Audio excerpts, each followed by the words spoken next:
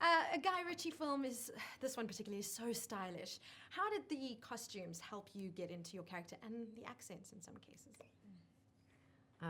Enormously. I mean, with any character that you play, the costume really informs, so much of, how you play the role. So, yeah, for me, I mean, her costume, I loved everything she wears. I mean, it was just like, I couldn't even pick out a favourite. Yeah, and the accent, as soon as I kind of turned on that accent, I was sort of in the role. So, yeah. I got some great suits. And I stole quite a few of them. Did you? You did? Closets. Guy's such a meticulous dresser in himself, so he has a very strong opinion as to when we turn up on set, if it's right or wrong. And often in this case that I had a couple of walks to and fro the changing rooms to get the right pair of socks on or sort of to change up the character so the outfit really sort of suits and kind of your character sits in that world.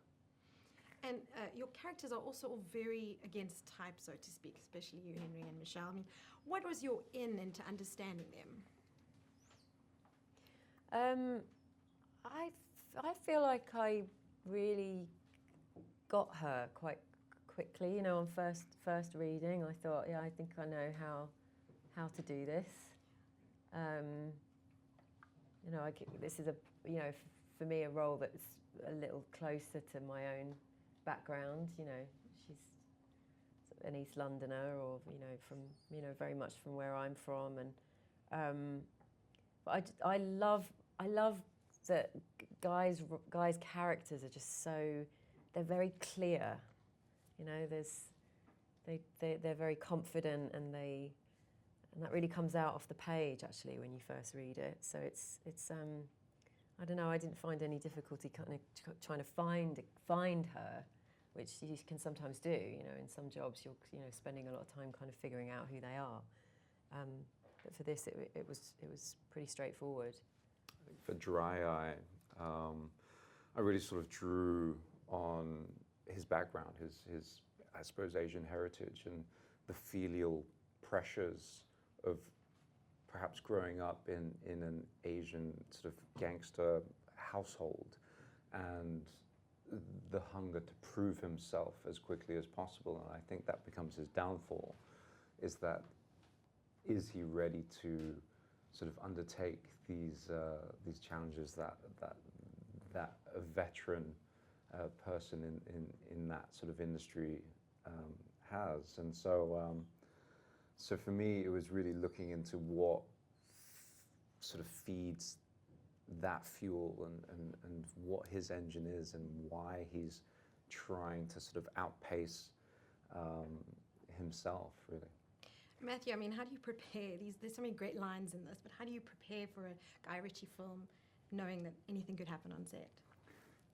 Well, I didn't know that until we got there. I had a hunch after the first time Guy and I talked after the first script that he was not like going to be a prescriptionist about the words that were on the page.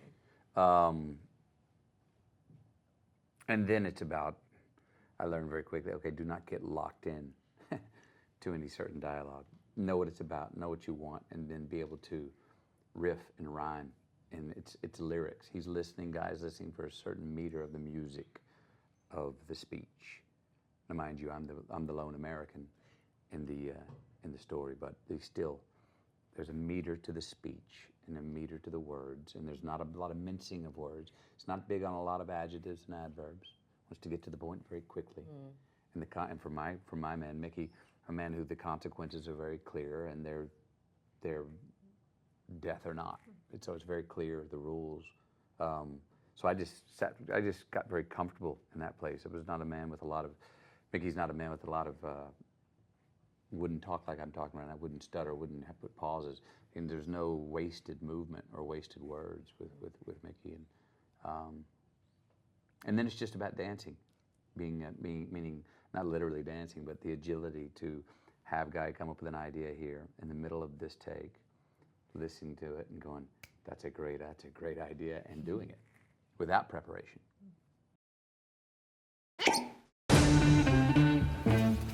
Sweet Mary Jane is my bicycle. 400 million is a fair to generous asking price. マリファナ王の引退を合図に群がり始める一流のワルたち。ロンドン暗黒街の覇権をめぐるくせ者たちの騙し合い。ジェントルメン。 I forgot to wash my hands.